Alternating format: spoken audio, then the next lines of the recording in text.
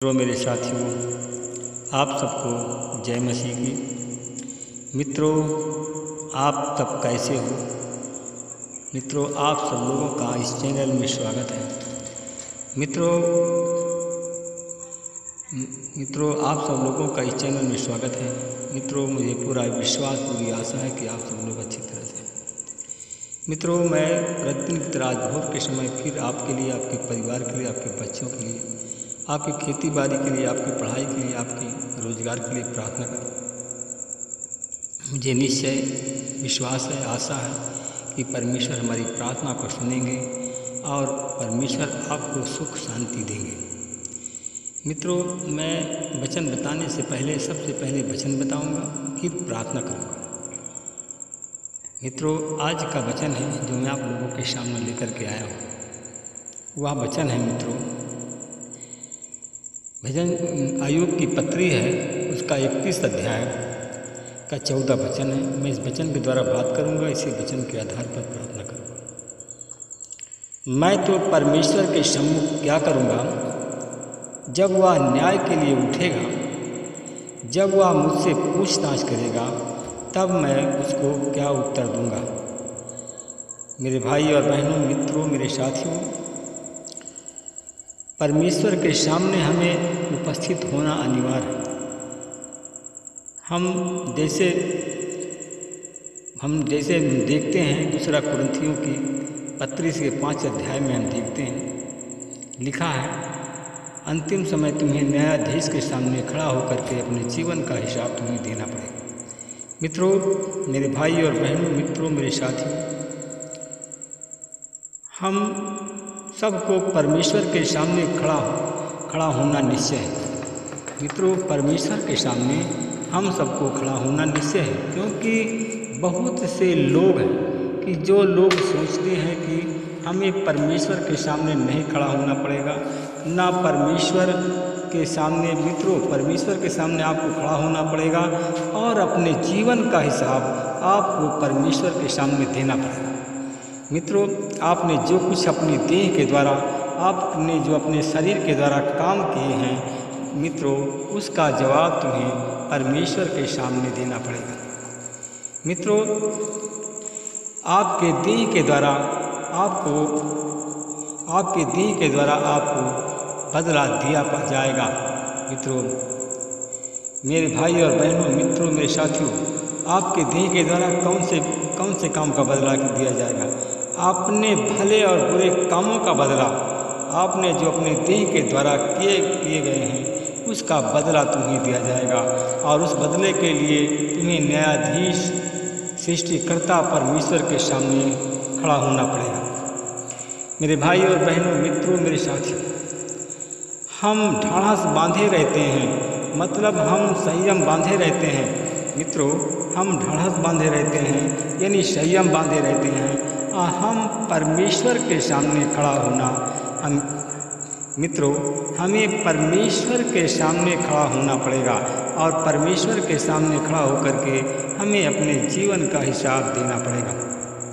मेरे भाई और बहनों, मित्रों, मेरे साथियों, क्योंकि परमेश्वर ही प्रेम है और परमेश्वर प्रेम करता है। और परमेश्वर हमारा जब पिता है, प्रभु यीशु मसीह पिता है, उसने कहा था, स्वर्ग और पृथ्वी का सारा अधिकार मुझे दिया गया। मित्रों, परमेश्वर जो हमारा पिता है, जो जहाँ पर जितना अधिकार परमेश्वर हमारे पिता को है, उतना ही अधिकार पुत्र को भी है।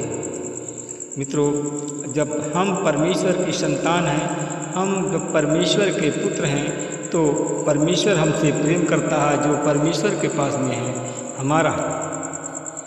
मेरे भाई और बहनों, मित्रों, मेरे साथियों, परमेश्वर के पास जो है वो हमारा है।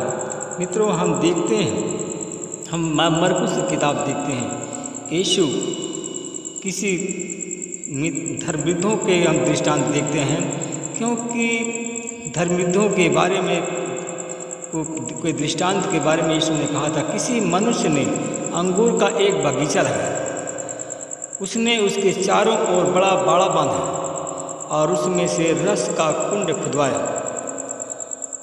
और पक्का मचान बनवाया और उसे किसानों को पट्टे पर दे करके परदेश चला गया।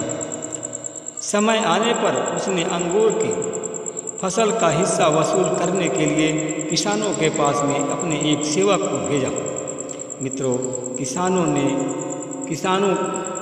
ने सेवक को पकड़कर मारा पीटा और खाली हाथ लौटा दिया।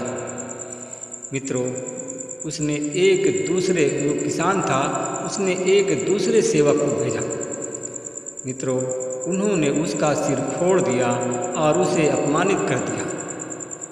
उसने एक और सेवक को फिर भेजा, उन्होंने उसे मार डाला और इसके बाद में उसने बहुत सेवकों को भेजा। मित्रों, उनमें से कुछ लोगों को पीटा और कुछ लोगों को मार डाला। मित्रों, अब उसके पास में केवल एक बचा था, उसका प्रिय पुत्र।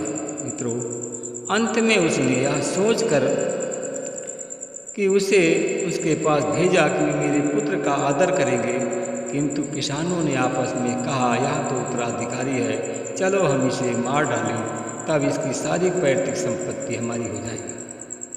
मित्रों, अतः उन्होंने उसे पकड़ करके मार डाला, अंगूर उद्यान के बाहर फेंक दिया। अब अंगूर का उद्यान का स्वामी आकर क्या कहेगा? मित्रों,